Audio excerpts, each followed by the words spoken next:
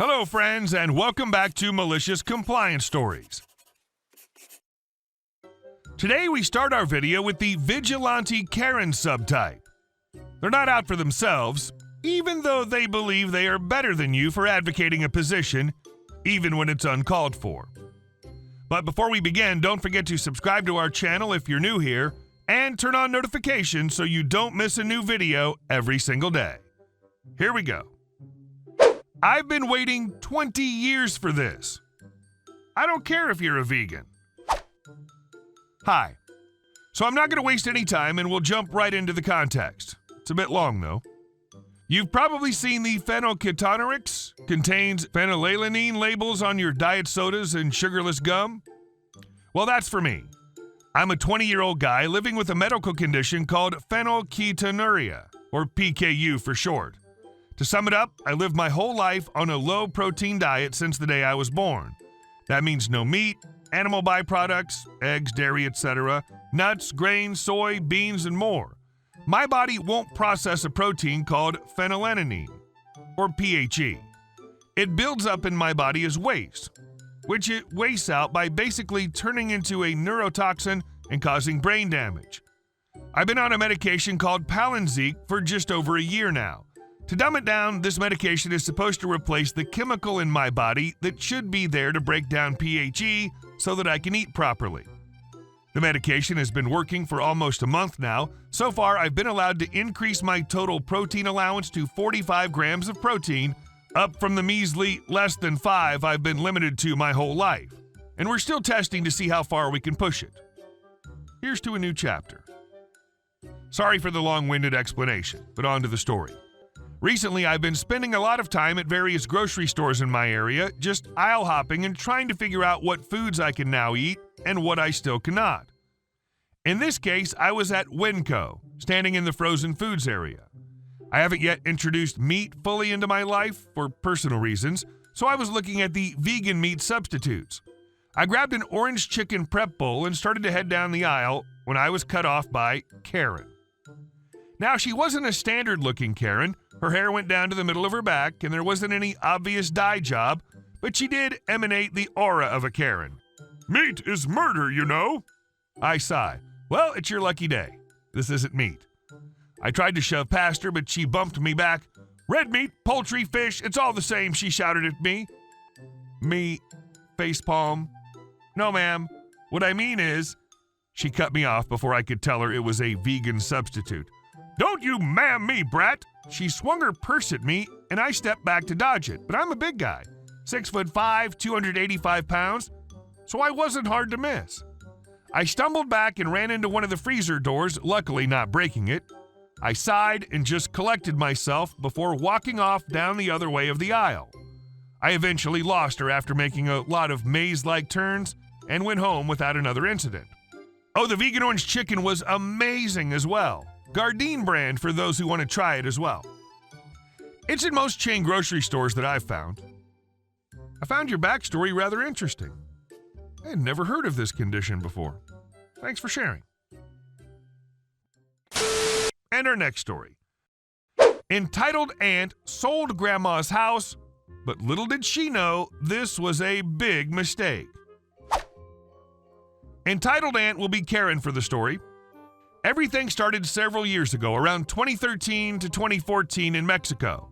My entitled aunt has a history of harassing my grandma, her mom, with money loans, stealing her food, and even making grandma pay for Karen's utilities, etc., to the point of pressuring my grandma into asking the bank for a loan. The time passed, it was now 2016, and she started accumulating late fees for not paying the loan on time. One day, my mom received a call from my grandma's neighbor because grandma passed out due to stress. She rushed to her house to find her house empty. We thought that someone had stolen everything. But no, the loan fees were too high, and the payment was overdue for over a year, and the bank had taken everything from her house to pay the loan. Here's when we knew that entitled aunt forced grandma into the loan. My mom was furious. She and my stepdad paid the loan and recovered grandma's stuff. It was around $7,000 in debt with the bank that my mom and stepdad ended up paying for grandma. From there and on, my mom hired a nurse and had my 2 younger sisters go to work with Grandma after school every day to take care of her. Mom worked in a different state. She only came on the weekends. Both were in high school at the time and always had someone at home to avoid Karen coming to her house to steal goods or harass Grandma. 2016 passed, I finished university in 2015 and started working. I was able to get hired by a USA company and start working and save some money. In 2018, Mom and I decided to purchase a house for Grandma. We did all the paperwork and purchased a house for her. By the way, if you wonder why Grandma was paying rent and had no house, it's because alcoholic Grandpa lost their farm to gambling. We knew that entitled aunt would try to trick Grandma into giving it to her. This is why the house was in my name. Everything was great for the next years. Then 2020 came the worst year overall, and we feared the worst. COVID. And the inevitable happens. Grandma passed away. We knew that Karen would try to make her moves. I asked my sisters to take her personal belongings from the house. They agreed. Took any furniture out, clothes, anything from the house, even a small nail from the door to hang some plants. They left the house empty. 3 to 4 weeks after this, my sisters saw a big for sale sign with Karen's phone number on it. I knew the time to start the revenge was close. 2 months after the sign, the house was sold, and my sis saw people moving in. I felt bad for these people, but had something in mind for them as well. 6 months passed after the new people moved into the house, and then it was time to act. You may wonder why I took 6 months to act. Well, my aunt has a history of wasting money. I waited for her to waste most of the money from the house that she illegally sold. Revenge time. This is for you, Grandma. We went to Mexico to visit my mom.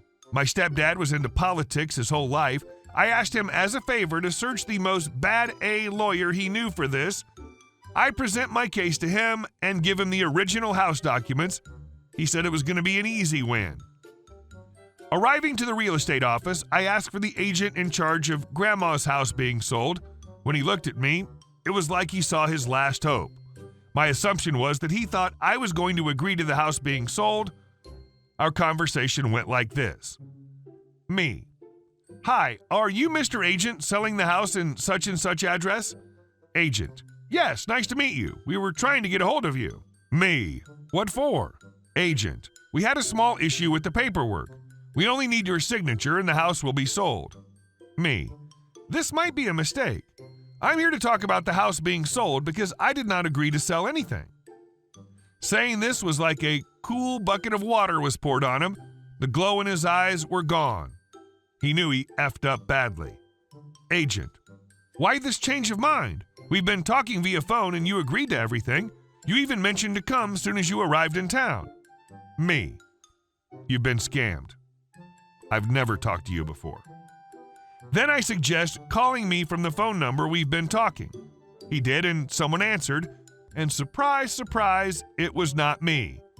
Then I just mentioned that I wanted my house back since I've never agreed to anything, or I will legally proceed to sue them, and walked away. At this point, I knew everything was going to go down for Karen. 3 days passed, and I encountered Karen at Walmart parking lot. I politely approached her to say hi, like I didn't know anything, but when saying goodbye, I asked why she sold my house. She started to get nervous and negate everything, until I mentioned that we have Mr. Lawyer suing her. A way to say we have a bad A lawyer on our side. She then tried to defend herself that Grandma gave her the house and she had a paper with Grandma's signature. I just smiled and mentioned that Grandma did not have the power of doing that since the house was in my name, and she better get her crap together because a storm was on her way. 1 week passed, and we didn't hear anything from the agent. I pay him a visit again. It was hard to track him down. I tried 2 weeks to contact him with no luck, so we proceed to sue them. As soon as the suit was placed, I received a call from the agent to meet him. I refused and hang up. I did this to make everything harder on him for avoiding me for 2 weeks. He then found out who my stepdad was and found my stepdad's office address. He had the audacity to visit my stepdad. My stepdad, being a busy man, ignored him and said to contact me. The agent begged to stop any legal actions since he could go to jail. I agreed if he agreed to the following terms.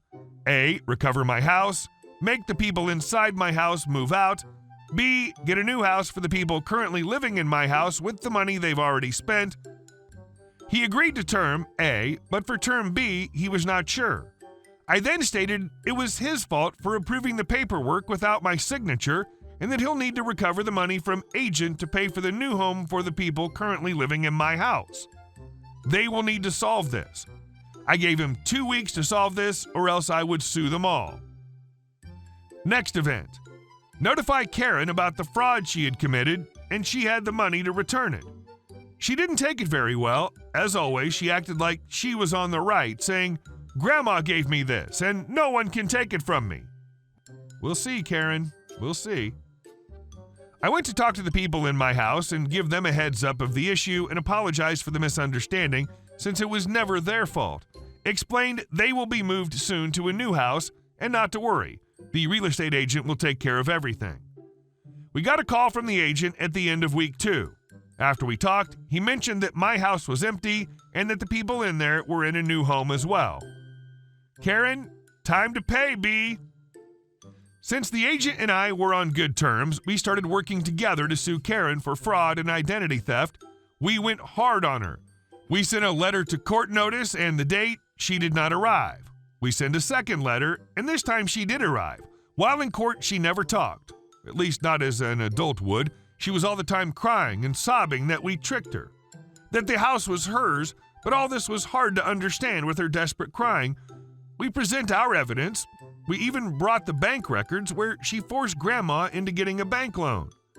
Karen had no evidence other than the fake last will from Grandma, which was written by Karen and only had Grandma's signature.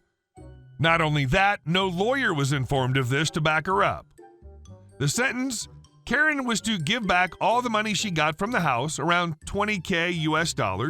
It was half of the house's price since the paperwork was not completed, and she had 2 weeks for this, then a 9-year prison sentence for fraud and identity theft. I was so happy for this. When the judge gave the sentences, Karen was speechless. Her world and life had just collapsed in front of her eyes. And this was the story of Karen trying to sell my house. Cheers.